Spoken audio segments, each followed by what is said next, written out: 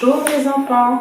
Donc voilà, je suis votre professeur de français de première année. Et là, on va commencer par la leçon de conjugaison, le présent de l'impératif.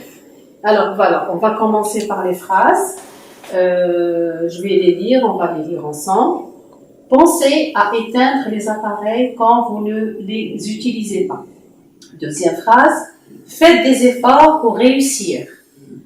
Troisième phrase, finis ton travail avant de sortir. Alors là, vous voyez que j'ai souligné les verbes là qui sont au début de la phrase. Alors ces verbes, ils sont conjugués au présent de l'impératif. Et c'est le titre de notre leçon d'aujourd'hui.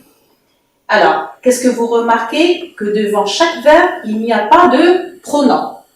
Ça veut dire que ces verbes ne se conjuguent pas avec des pronoms, mais on retrouve le pronom à la terminaison du verbe. Alors, on a trois personnes. On conjugue d'abord à la deuxième personne du singulier, la première personne du pluriel et la deuxième personne du pluriel. Bien. Alors, ici, les verbes soulignés. Alors, vous avez penser, vous avez l'infinitif penser, ER, ce qui veut dire premier groupe. Vous avez aussi fait, c'est le verbe faire, troisième groupe. Ensuite, fini, IS, le verbe finir, c'est le deuxième groupe. Donc, je reprends la remarque. Alors, je reprends la remarque. L'impératif ne se conjugue qu'à trois personnes. Deuxième personne du singulier, première et deuxième personne du pluriel. Et le sujet n'est pas exprimé. J'ai dit tout à l'heure qu'on retrouve la marque du sujet dans la terminaison. Alors, je retiens. On utilise l'impératif pour exprimer soit une consigne, soit une interdiction, soit un ordre ou un conseil. Alors, je vais vous donner des exemples. Alors, une consigne, vous avez l'exemple. Laissez, toujours l'impératif, à la deuxième personne du pluriel. La batterie se chargeait complètement avant toute utilisation. Ça exprime une consigne. Une interdiction. De toute façon, on va reprendre ça en leçon de vocabulaire et de grammaire. Alors, un ordre. Une interdiction, pardon. Ne jette plus de déchets dans la mer. C'est une interdiction. Vous n'avez pas le droit de le faire. On vous a interdit.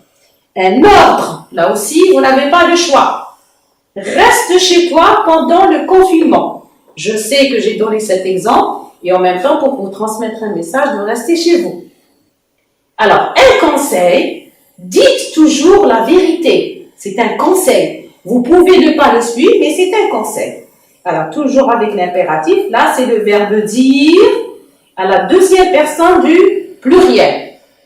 Alors, maintenant, on va voir les terminaisons du présent de l'impératif. Bon, pour le premier groupe, ils se conjuguent tous de la même façon. Vous avez E, ONS, EZ. Deuxième groupe, la même chose. IS, I2SONS, I2SEZ. On retrouve le présent de l'indicatif. Par contre, pour les verbes du troisième groupe, là, ça va changer. Parce qu'ils sont irréguliers. Donc, chaque verbe, on va le voir à part. Pour le moment, vous retenez le S, ONS et EZ. Sauf s'il y a des cas particuliers pour les verbes. Voilà. Alors, on va aussi conjuguer, et que vous allez apprendre, bien sûr, le verbe être. Qu'est-ce qu'on a? Soit, soyons, soyez. Le verbe avoir, et, ayant, ayez. Alors, voilà pour la leçon d'aujourd'hui. Maintenant, je vais vous donner les exercices à faire à la maison. Je vais vous donner la page. Alors, ce sera la page 146-147. Et je vais vous montrer. Alors, vous voyez, 147, numéro 1, 2 et 3. À faire à la maison. Alors, bon courage les enfants et à plus tard.